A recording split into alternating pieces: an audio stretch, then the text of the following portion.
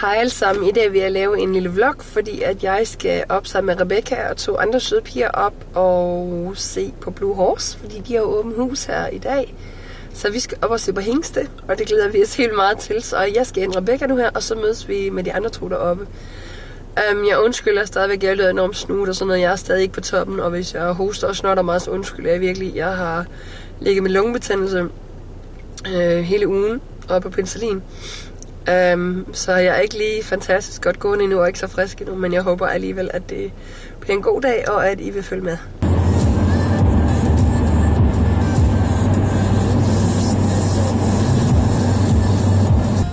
Ja, så har vi Rebecca, som jeg lige skal have med. Okay, Marianne, det har vi lige opdaget. Vi har opdaget os. Oh my god. Der er alt for mange biler over ved Blue Horse. Okay, det... Jeg er ikke sikker på, at vi får en sædeplads, Rebecca. Det tror jeg heller ikke. Blue Horse. Lækker sted, mand. Det er helt ferie. Ja, men jeg ved ikke, om de har... Kan du se, om de har skrevet? Ja. Mange mennesker. Ej, jeg vil også... Hvad filmer I med der, Rikke? Vi kan se nogle lækre hængste i dag. Og tage med hjem. Og jeg stjæler first choice, fordi det er babys nye mand, men det ved hun ikke endnu. En vlog, hvor nu har jeg været mega fuld. Det var virkelig sådan, ja. Vi snakkede om, da vi så dem, bare vi håbede bare, der kom en vlog. Ja, de kommer der. Så jeg ved ikke, hvor spændende det bliver heroppe, fordi det er så mere, når der er sådan, man bare filmer nogle hængste. Ja. Men man kan komme ud og besøge dem bagefter, som regel. Så det håber vi. Ja. Og vi glæder os lidt til at sige, jeg tror det er Alex Sisi, vi glæder os til at se. Fordi det er ham, der skal være far til Ostens spil. Den der Sisi Senior Aske, eller hvad? Nå, ja, Det er den, der skal være far til Ostens spil, så vi er sådan lidt spændt på, om hun kommer. Hele video. Når hun kommer med hendes mad, jeg kigger på Rigtig hyggeligt. Vi skal ud og have katalog. Til hvad? Til hvad? Til at se mod Hingste. Det kunne da godt være, at de ikke vidste det. Nå, undskyld. Det sker jo. Se, det er Scientis kommende mand, ham der. Don Shufro. Ej, du er en joke. Jeg sidder ikke Don Shufro, det er aldrig blevet Don Shufro. Stor glæde og byde jer velkommen til vores årlige hængstefremvisning og åbent hus her på stedet. Det er dejligt at se, at mange af jer har trodset det ellers udmærkede havevejr, og i stedet for valgt at komme her på Blue Horse og se vores avlshængste. Vi har nu den første hest i eftermiddag, den første avlshængst her på Blue Horses åbent hus. Det er den 4-årige Blue Horse Dreamline. Efter Blue Horse Donald Lindbrev. Vores hotline er morfra. Blue Horse romantik i 3. led, og Vincent også finder en Blue Horse hængst i 4. led, nemlig gamle Kavan på det lige om lidt.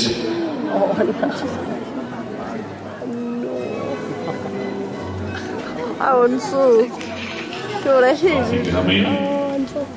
Så altså bare 3,5 dage gammel er han hængsteføddet her. Efter Dreamline, som sagt, som vi lige så. Morfar er centrohit, og i 3. led finder vi Matador. Det er fine hængsteføddet her. Opdrættet af Dreamlines opdrættere, nemlig Åsa Henning Ur, vi ansager. First choice. lidt er jeg glad.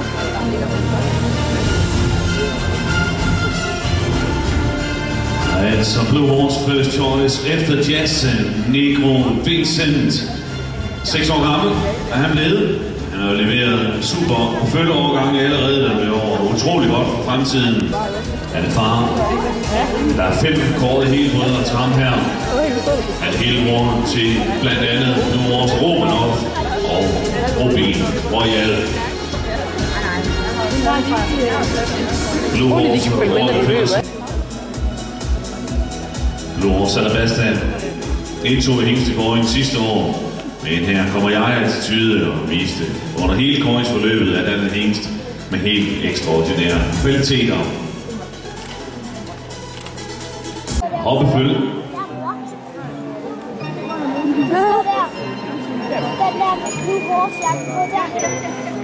Så er vi klar. Fra Stine Imhoff Testrup i Esbjerg. Vi skal også huske at fortælle, at det her følge er til salg. Nu møder Blue Horse Vinnie Ciano.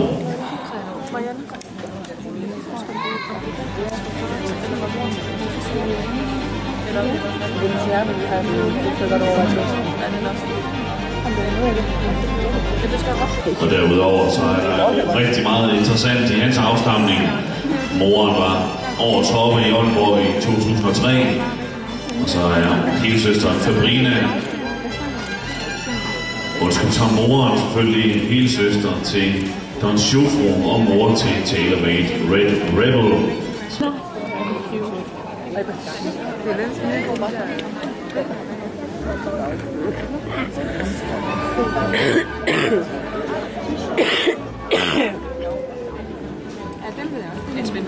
Favorit Ask. Ja, han var faktisk bedst. 100%. Han var 100% bedst. Han var 100% bedst. Ja, det er han. Det siger jeg heller ikke, men han er altså bare.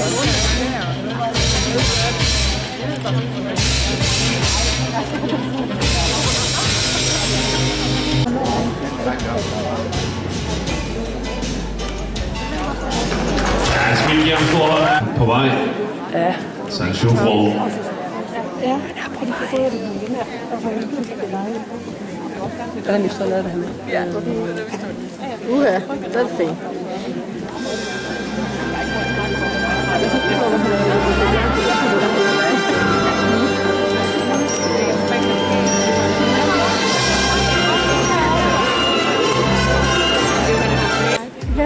Han var vinder af Ridefodens championater, som 4 år sidste år kvalifikationen på Vilhelmsborg med 962 point. Han har en mega godt sind. Han var materialeprøvevinder i dressur. Og præmiehængst ved Hanoranerkåringen i færden i 2013. Og så vi en interessant følgeovergang af sidste år. Ej, hvor er det en køn hoppe til mig.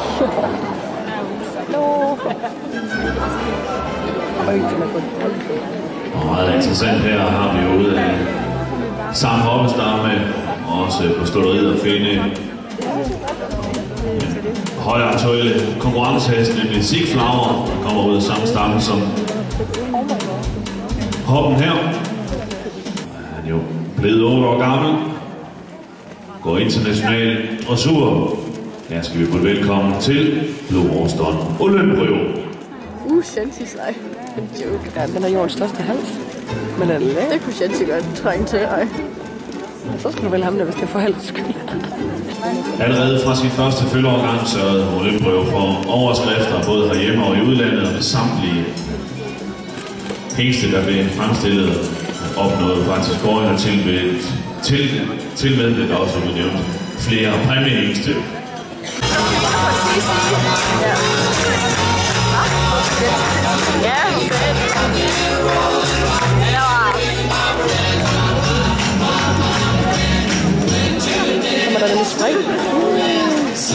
Men Sisi, han er altså meget lidt bedre.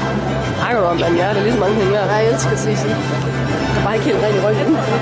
Var han ikke? Nej, det er jeg ikke. Næste hængst, vi skal se springe her, det er ham her. Vil den bedste avlende hængst overhovedet her i Danmark i tiden og i en lang periode, nemlig Sisi Senior Ask. Han var selv fløjehængst i Herning i år 2010 med hele 8-9-taller ved materialeprøven i 2009 fik han også. Han var far til årets bedste 2-årshoppe i 12. Det er sin første rigtig store Grand Prix-springning lige før jul på Vilhelmsborg på Sisi, som han sagde. Det kan godt være, at Sisi han ikke gør det helt store væsen af sig, når han springer. Men jeg har aldrig haft så klog en hest som ham her, og leverer den ene 0-runde efter den anden på allerhøjeste plan.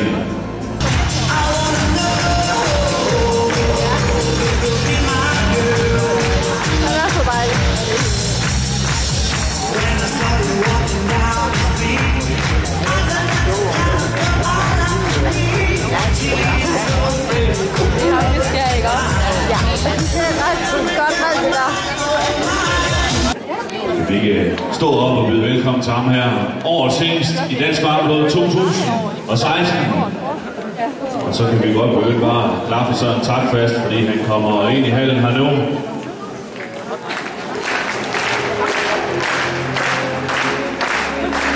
Er det selvfølgelig kejseren selv, Blue Horse Hotline.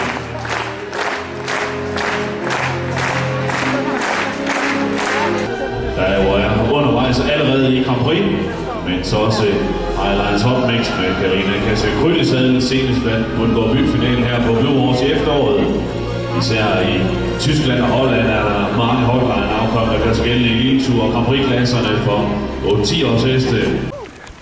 Kom og Blue Horse Hotline. Hey, Mette, prøv nu hen og sætte op på ham. Kom nu, Mette. Kom nu, sæt op på ham. Du hedder ikke Mette. Hey, prøv at kravle maven på den. Kom nu. Ej, prøv at se, han kigger. Ej, ham der rytter, han tænker bare, hold kæft, hvor ikke bare latterlig. Nå, hvor sød.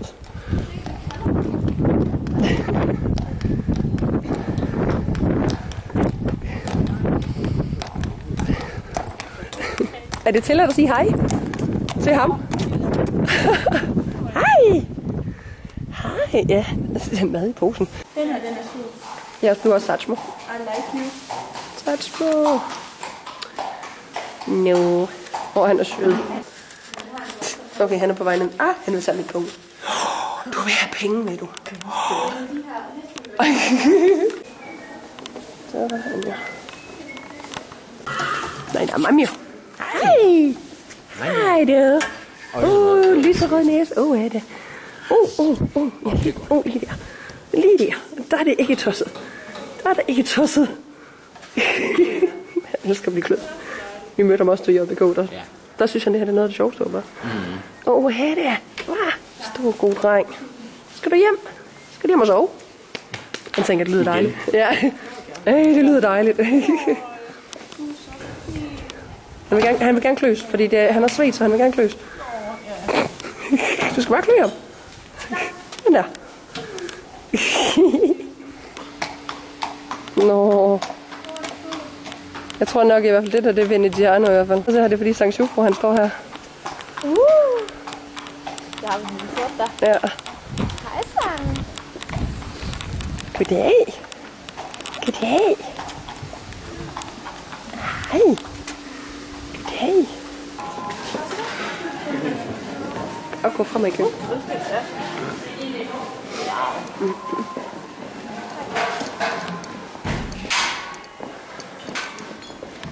Der er Veneziano. Ja, der var han jo. Der var han jo. Her var han. Jeg Mette, der gerne ville, hvis det var. Gerne hvis det. Det er det, så. Så man kan gøre sådan her.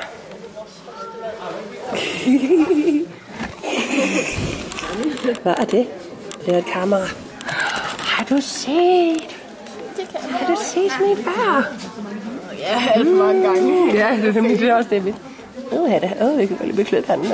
Jeg klødte den lømbrød sidste år, det kunne jeg godt lide. Det var så godt, det klør der enormt. Ja. Sådan var Janne. Det er så, jeg kunne godt lide beklædt. Prøv lige at se her. Ja. Det her, det er... jamen, det her, det er næsten sådan en udsigt med... Det er det, man drømmer om. Prøv lige at se her. Den bane derovre. Ja, det er bare jordens bedste udsigt. Hold da bag. Ej, hvor er det flot. Ej, hvor lækkert. Nå. Der står bare stenanker. Nå, han fint. Jamen, også, men han kan godt lide det. Jeg tror ikke, jeg kan lide det, men han siger ikke noget til det. Det er dejligt. Hej.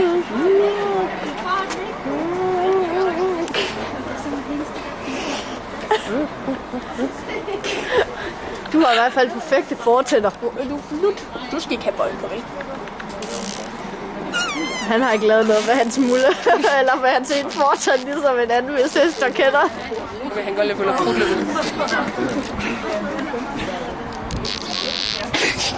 Ej, hvor er han sød.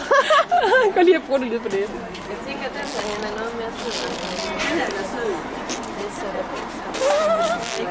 Ej, hvor er du sød, Maja. Han går lige og prutte lidt på næsen.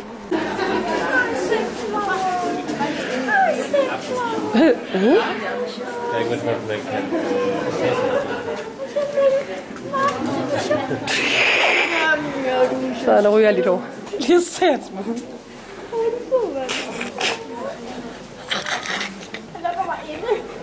Nej, hvor er det sjovt. Jeg har et billede med den der udstoppede. Et billede med Don Sufo. Som ikke er udstoppet, men som er Som bare... en statue. Ja. Skal jeg tage et billede med din telefon? Jeg kan ikke engang se. Det ligner Shanti. Det er derfor, jeg siger, at der er ingen, der ville kunne se, hvis jeg tog den med hjem. Jo, men når du laver et nærbillede, hvor du kun kan se øjnene, så er det bare en sort hest.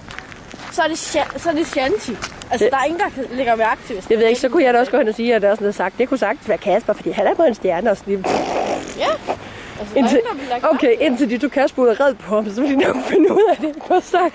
Ej, altså, kom endelig og gik frem det. Ej, hvor er I søde. Tusind, og var det fedt, I bare kom løbende. Jeg tænkte også, jeg synes, jeg kunne høre med det. Det kunne godt være, Marianne. Ej, det var super fedt. Tusind tak, fordi I gjorde det. Studieri Ask, der kører derovre. Og Rebecca vil have, at vi skal følge efter, så det er, at vi kan stjæle hestene fra traileren af. Kun Sisi. Jeg er ked af at sige det, Rebecca. Det virker ikke som en helt gennemtænkt plan. Nej, det var en oplevelse, det der. Nej, de er der. Vi har roligt nu. Du siger rolig nu. Der er sgu da en, der skal være rolig her. Sådan, vi kan nok ikke lige se dem. Der var de, ja. Det er fint nok, men vi skal ikke samme vej som dem. Ja, jeg glemmer. Vi indhenter. Hej, Sisi. Jeg har sat Rebecca af og er nu næsten hjemme selv. Jeg håber lige, at jeg kan nå ud til Kasper og sige hej. Fordi stallen lukker kl. 18 her i weekenderne, og klokken er snart 18. Så jeg håber lige, at jeg kan gå ud og sige hej til ham og lige give ham godbid. Og så håber jeg, at I har nyt at følge med her i dag. Og kan I alle sammen hygge jer. Hej!